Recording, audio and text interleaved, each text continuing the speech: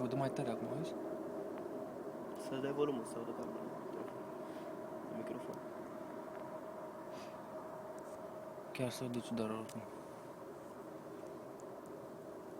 Dar e un sunet mecanic oricum. E ca și cum ar fi un avion sau ceva în pula. Da, mă, dar nu vezi.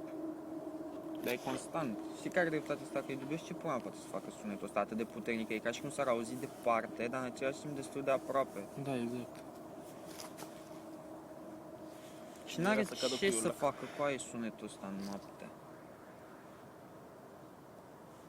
Ia, fii atent cum se mai aude.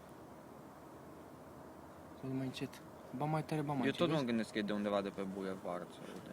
Bă, Da, mă, n-are ideea e cum. că am mai văzut și filmulețe gen. Și în altă parte.